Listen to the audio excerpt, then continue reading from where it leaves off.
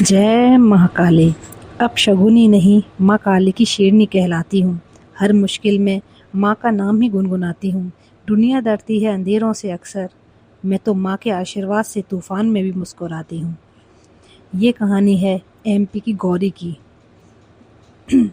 जो माँ के आशीर्वाद के बारे में हमें बता रही है कि उन्होंने माँ ने उसका कैसी जगह पर साथ दिया, जहाँ कोई सामने नहीं खड़ा था। माँ ने उसका हाथ थाम लिया। माँ काली की सबसे प्रिय वक्त की कहानी है ये। जन्म लेते ही इसकी माँ चली गई। माँ चीज़ ही ऐसी होती है, मतलब माँ के लिए कोई शब्द ही नहीं है। लोग उसे अपशगुनी कहने लगे कि पैदा होते ही माँ को खा गई। ऊपर से उसके एक पैर में दिक्कत भी थी, तो थोड़ा लंगड़ा के चलती थी। गांव में त्योहारों पर, शुभ कार्यों पर लोग उसे बुलाना पसंद नहीं करते थे। पर उसके पिता उसे बहुत प्यार करते थे। और एक उसकी सारथी थी, वो थी काली मैया। वह रोज काली मैया की मूरत के सामने बैठ के घंटों तक नाम जाप करती, उनका कीर्तन करती, उनसे बातें करती। ऐसा लगता था कि काली माँ स्वयं सामने बैठकर उसकी बातें सुन रही हों। एक दिन पिता उसके शहर गए। उन्हें प्यास लगी तो वो एक ढाबे पर रुके। वहाँ उन्हें युवक बैठा हुआ देखा, जिसके दोनों पैर खराब थे। बातों बातों में उसके पिता ने उससे पूछ लिया कि बेटा, ये तुम्हारी शादी हो गई क्या? उसने जवाब दिया, नहीं, कौन अपनी बेटी मुझे देगा। पिता के आंखों में आंसू थे। उसकी बेटी भी अधूरी थी। तो उसने बोला, बेटा, मेरी बेटी भी अधूरी है, क्या तुम मेरी बेटी से शादी करोगे? फिर इन दोनों की शादी बड़े धूमधाम से कर दी गई। पूरा परिवार खुश था। शादी हो गई। वह अपने पति की बहुत सेवा करती, उसकी मालिश करती, जो कि पैरों की मालिश करती, जो कि उसने एक्सीडेंट में गंवा दिए थे। उसे चलने में दिक्कत होती थी। मालिश करती तो वह एकदम, इतना जल्दी उसे फ़ायदा हुआ कि वह पैरों पर थोड़ा-थोड़ा सा खड़ा होने लगा।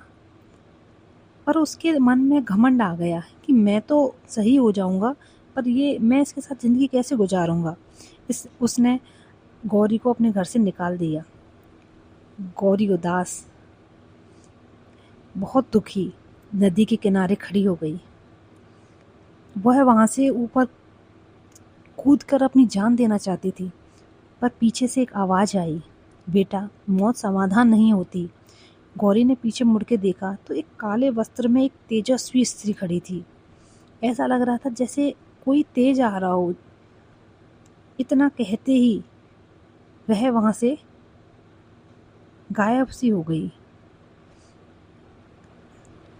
गौरी समझ गई कोई असाधारण स्त्री नहीं है। उधर उस लड़के ने बहुत, उसके दो पैरों में जान दोबारा से निकल सी गई, क्योंकि उसका एक्सीडेंट हो गया। एक्सीडेंट होने से वह, उसके घर वालों ने भी उसका साथ छोड़ दिया। पर गौरी को पता लगा। वो बिना किसी शिकायत के दौड़ी दौड़ी चली गई। उसने देखा उसका पति नीचे पड़ा हुआ है। वह उसको हॉस्पिटल में दिखाया, उसका इलाज भी करवाया।